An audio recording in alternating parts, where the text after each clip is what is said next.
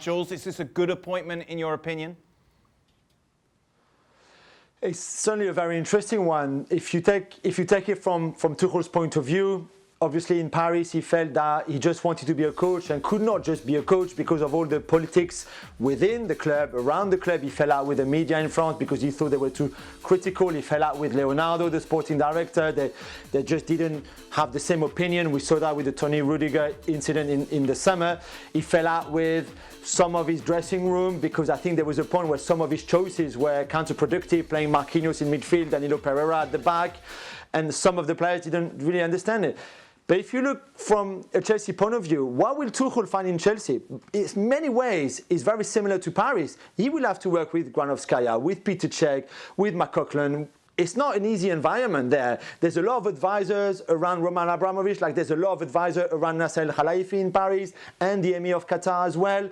There's a dressing room at Chelsea that I don't think, like Don just said, is very easy to manage, probably, a bit like in Paris. There's media with a lot of pressure, a lot of expectations, like in Paris, and we go again. And if Thomas Tuchel thought, PSG is not for me because I just want to be a coach, I'm not sure he will find that environment at Chelsea. I hope for him because he's a really good coach. If he can have his ideas and they can come across and the dressing room listens to him and you get a bit of the Tuchel that you got in Germany, no problem. I'm all in and I think he can have success with that squad because it's a very talented squad.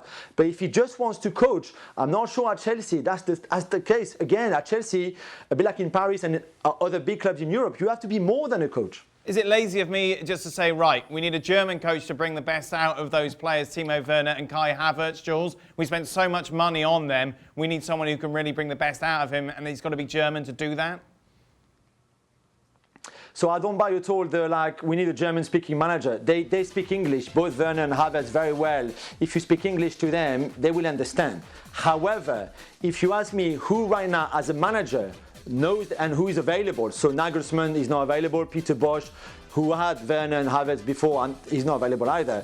Right now, Thomas Tuchel, who've watched every single game they've played in the last 5 years or 4 years for Havertz, he will know them so well. Even without having managed them before, he will know them. He will know people around them. He will know how they play, what to do for them to do well. He will know all of that. And I think on that level, on that point, he's probably the best suited for that job, yes. What does he do, Stevie? First day in, how do you start going about this? I'll tell you what to do. I'll tell you what he does do. He keeps his mouth shut complaining about politics. I mean, come on. You're given a job in Paris with a bunch of players who are good players, so get on with the job. Why are you getting involved in politics?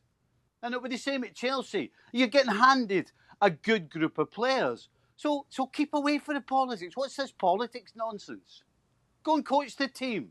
On the field of play, we will see what kind of coach you are. Not some guy that wants to get involved with upstairs and this politics this and politics that. You know what? In my opinion, Tuchel didn't do anything with that Paris team. All we did was, when it came to the big game, all we did was say, well, you know what? This team's all about two players.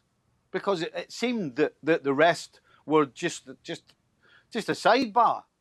So what's he done at Paris to suggest that he's this great coach? I'll tell you what, if he gets this job, which it looks like he's getting, then he's got a group of players, go and coach the group of players, and let's see what you're like as a coach. Because I don't think he did a good job in Paris. So what's to say he's going to walk into a dressing room? And again, we're talking about all the things that are just secondary. Oh, they've got some pros there that are a little hard to deal with. Wow. Listen, pros are hard to deal with if they don't believe in you, if they don't trust you, and they don't think you know what you're talking about. So he's got to go in there and get a hold of that and make sure everybody trusts him and understands him. Jules? Yeah, no, I agree with Stevie. But I do think that he's a good coach. He's proven that. In Paris, he always felt that he could not really bring his ideas across. I disagree. He was maybe not as responsive. I think, you know what, I think also he wanted to be loved so much by that dressing room, by Neymar and by Mbappe and by the others, that he almost sort of disowned his own principles of what we've seen before at Mainz and Dortmund, the very high press, very aggressive, very intense. and ended up doing the easy job, which is, you know what, just give the ball to Neymar and to Kylian, and then they will do the rest. Don't worry about the structure, don't worry.